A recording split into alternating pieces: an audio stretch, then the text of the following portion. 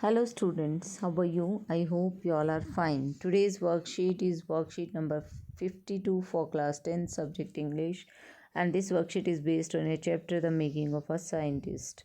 Let's start it. Richard Bright has received the Searle Scholar Award and the Stringfellow Award for Biochemistry and Molecular Biology. It was his fascination for butterflies that opened the world of science to him. इस chapter के अंदर जो आपको बताया गया Richard bright के बारे में बताया गया है, जो कि फेमस साइंटिस्ट रहे और उन्हें सार्ल स्कॉलर अवार्ड मिला और स्ट्रिंगफ्लो अवार्ड मिला बायोकेमिस्ट्री के अंदर, जैव रसायन और मॉलिक्यूलर बायोलॉजी के अंदर। और उनका बटरफ्लाइज़ के प्रति, तितलियों के प्रति बहुत आकर्षण था और उस आकर्षण की वजह से बचपन में ही उन्हें बटरफ्लाइज़ कलेक्ट करने का शौक़ था। तो उस शौक़ की वजह से, उस हॉबी की वजह से ही जो विज्ञान का विश्व था, विज्ञान का संसार उनके लिए ओपन हो गया। मतलब उनका जो रुचि थी वो साइंस के अंदर थी और बटरफ्लाइज़ कलेक्ट करते थे। तो धीरे धीरे उन्हें अलग अलग एक्सपेरिमेंट किए उस इंटरेस्ट की वजह से। तो वो एक जो है बहुत फेमस साइंटिस्ट रहे उसके बाद। What was the only thing that a Bright like to do as a child. और फर्स्ट क्वेश्चन हमसे पूछा गया है कि ब्राइट जो है बचपन में क्या करना चाहते थे, क्या काम करना उन्हें पसंद था। तो इसका आंसर यहाँ पर मिल जाएगा आपको। A Bright like to collect butterflies, coins and fossils as a child. बचपन में वो जो है ना बटरफ्लाइज कलेक्ट करना, सिक्के इकट्ठे करना, जीवाश्म इकट्ठे करना, ये सब पसंद था।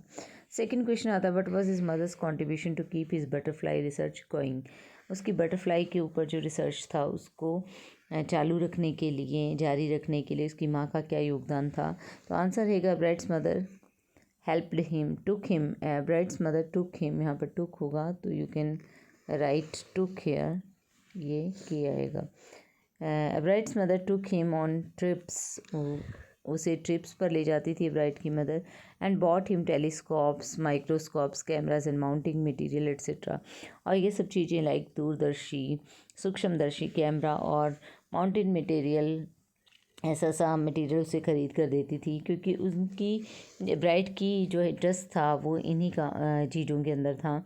She brought him a book the travels of monarch 10 which told how the monarch butterflies migrate to central America. उन्होंने ब्राइट को एक बुक भी ला कर दी जिसका नाम था द ट्रेवल्स ऑफ मोनार्क 10, जिसके अंदर बताया गया था किस तरीके से मोनार्क तितलियाँ जो होती हैं वो सेंट्रल अमेरिका में प्रवास करती हैं।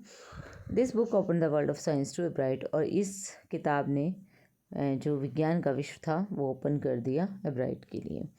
थर्ड क्वेश्चन आता है, how did his association with doctor Frederick Urquhart help him. How did you do the task of tagging of butterflies. How did he do होगा यहाँ पर, इस क्वेश्चन को आप ठीक कर लेना, यहाँ पर होगा ही do. How did he do the task of tagging of butterflies and how did his association हो जाएगा यहाँ पर, हिज एसोसिएशन। तो ये आप करेक्ट कर लीजिएगा। तो इसमें पूछा गया है कि डॉक्टर फ्रेडरिक ने कैसे हेल्प की उनकी और किस तरीके से टास्क ऑफ टैगिंग बटरफ्लाई को टैग करने का टास्क उन्होंने कैसे पूरा किया ब्राइट ने। तो यहाँ पर रहेगा at the end of the book the travels of monarch 10, जो बुक उनको ला कर दी थी उनकी मदर ने, उसके एंड में क्या कहा गया था, the readers were asked to tag butterflies for research by doctor Frederick Urquhart of the University of Toronto Canada. अब जो डॉक्टर फ्रेडरिक ओकाहर्ट थे उन्होंने इस किताब के अंत में द ट्रेवल्स ऑफ मोनार्क 10 के अंत में सभी पाठकों से अनुरोध किया था, सभी रीडर्स से कहा था कि वो बटरफ्लाइज को टैग करें। So soon a bride started attaching light adhesive tags to the wings of monarchs to help Dr. Urquhart in his research।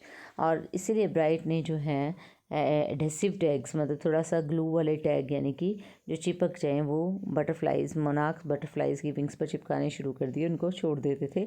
उन टैग से पता लगाया जाता था टैग्स के कि वो किस तरीके से माइग्रेट कर रही हैं और कहाँ जा रही हैं। But the butterfly collecting season around a brides home town reading was only 6 weeks in late summer, hence it was not possible to get many butterflies by chasing them one by one।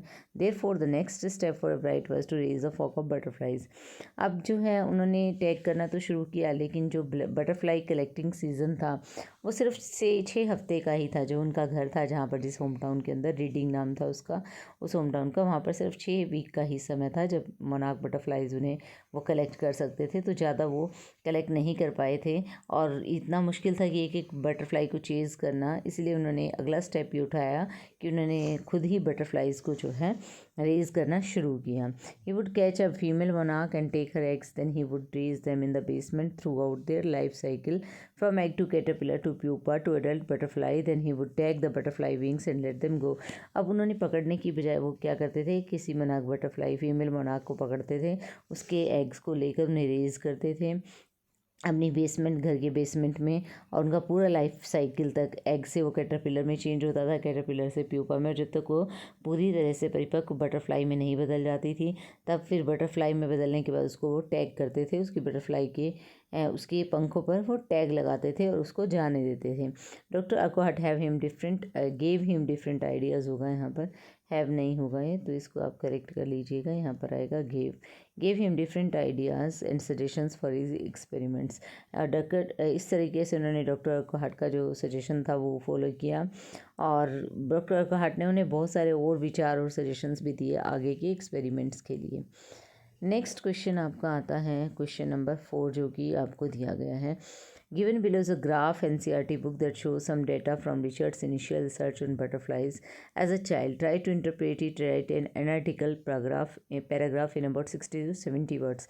इसमें आपको एक graph दिया गया है जिसमें ये research दिखाया गया है रिचर्ड एब्राइट का, जो उन्होंने बटरफ्लाइज पर किया था, और इसमें आपको इंटरप्रेट करना है, एनालिटिकल पैराग्राफ लिखना है। अब देखिए क्या कहता है ग्राफ के अंदर हमें number and kinds of butterflies दिखाई गई हैं कि 6 हफ्ते के अंदर जो बटरफ्लाइज इकट्ठी की वो क्या उनकी नंबर थी और क्या उनका काइंड्स था, किस किस प्रकार की वो बटरफ्लाइज थी। तो यहाँ देख रहे हैं आप, स्नाउट बटरफ्लाइज हैं, मोनार्क्स हैं जो कि नंबर में सेम हैं, वाइट्स एंड सल्फर्स जो है मोनार्क्स और स्नाउट से ज़्यादा हैं, और ब्रश फुटेड आप देखते हैं ये टाइप ऑफ बटरफ्लाई जो है सबसे ज़्यादा कलेक्शन इसी का है। सेकेंड नंबर पर आता है गुजम और विंग्ड, और उसके बाद आता है आपका वाइट्स एंड सल्फर्स, देन आता है वुड निम्स एंड सेटियर्स। तो ये अलग अलग काइंड से बटरफ्लाइज के यहाँ पर को नंबर दिया गया है। तो इसको हमें एनालिटिकल पैराग्राफ में प्रेजेंट करना है, तो आप इस तरीके से लिख सकते हैं एनालिटिकल पैराग्राफ।